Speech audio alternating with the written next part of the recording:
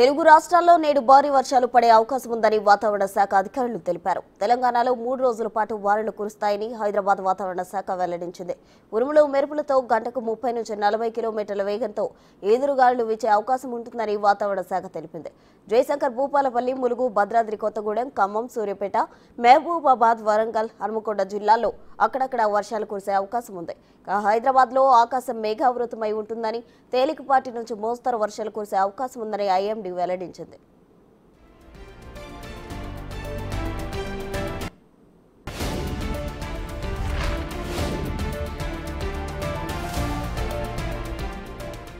ఆంధ్రప్రదేశ్ యానం మీదుగా దిగువ ట్రోపోస్ఫియర్లో నైరుతి పశ్చిమ గాలులు వీస్తున్నాయని అమరావతి వాతావరణ కేంద్రం అధికారులు వెల్లడించారు. తూర్పు, మధ్య, ఉత్తర బంగాళాఖాతంలో అల్పపీడనం ఏర్పడే అవకాశం ఉన్నట్లు అధికారులు వెల్లడించారు.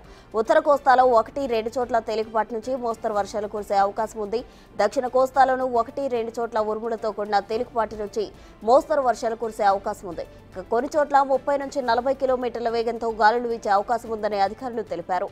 అటు రాయలసీమలో కూడా 1-2 చోట్ల తేలికపాటి నుంచి మోస్తరు వర్షాలు లేదా ఉరుములతో కూడిన జల్లులు పడే అవకాశం ఉంది.